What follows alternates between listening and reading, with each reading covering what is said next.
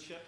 I approached you beforehand to outline. Unfortunately, I won't be able to be here at the end of the debate, so I apologise to the Minister because of Select Committee business, and that really is a genuine shame, because I think this has been one of the most productive, thoughtful Westminster Hall debates, petition debates, that I've had the pleasure to be involved in so far in my short time as Member of Parliament. I'd like to thank my honourable friend for South Norfolk, the way that he opened this debate in very thoughtful terms, covering a wide range of the issues that we do want to put before the government.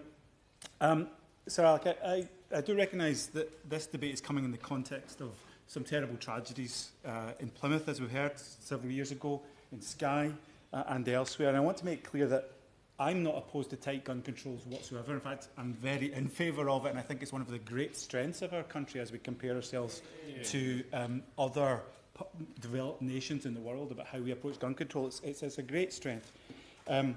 And our thoughts are absolutely with those affected by some of those tragedies.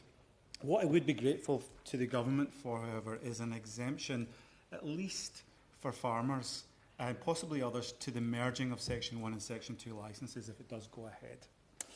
483 of my own constituents signed this petition. In my constituency of Northumberland, there are at least 800 farms, probably well over 1,000 people working in or around agriculture. And a number of them have contacted me about the consultation and the floated changes to firearms licensing. I'd certainly give way.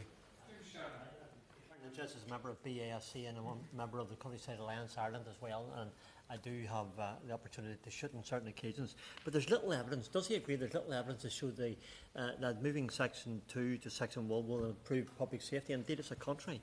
For land managers, for pest controllers, for farmers, for gamekeepers, a shotgun and a rifle are the tools of the jobs that they do.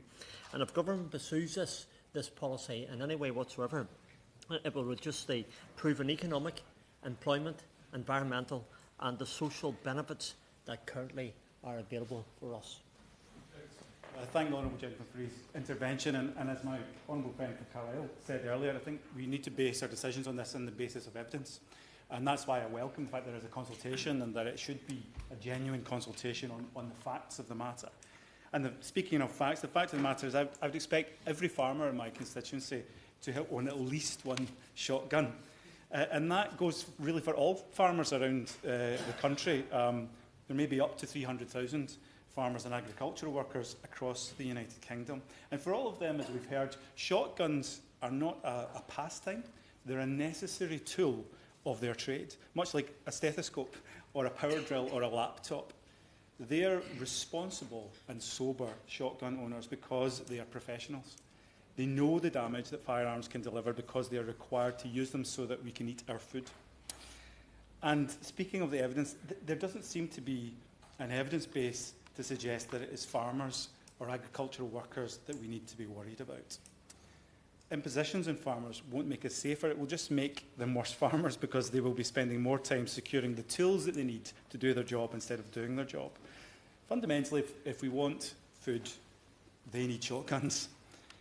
Incidentally, it should be no surprise that Northumbria Police is the second worst police service in the country for firearm licensing processing time because their remit covers thousands of farms.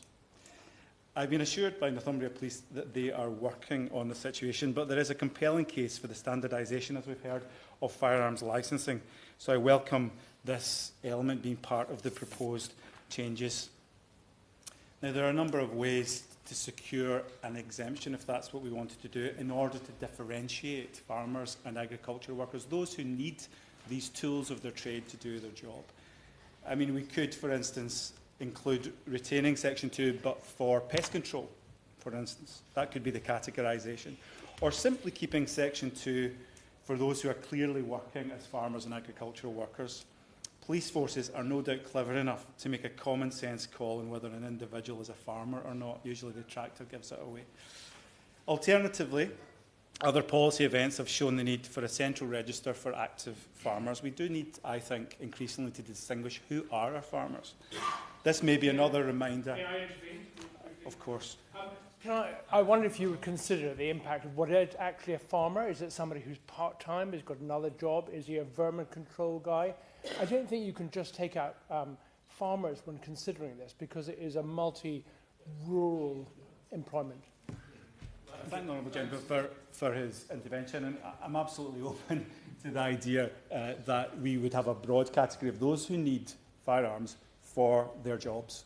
I just know for a fact that my farmers in my constituency definitely do need them, and that would be my starting place. But for my part, I'm very open to that category being wider than just farmers. This may be a reminder to the government that it is a good idea, though, to know who our food growers are in a volatile world. And I know, as we all do in this place, that the mental health of farmers has been challenging. They are isolated and face immense pressures at times.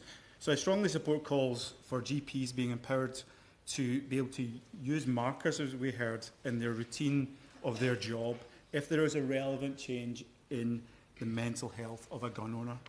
We need to provide wraparound support to step in when people need help. So to conclude, Sir Alec, North Northumberland farmers and others are safe gun owners. They should not be penalised for using the tools of their trade to grow our food. And it seems clear to me that a common sense farming exemption, or some such exemption, would save both farmers and police a lot of time, money and stress.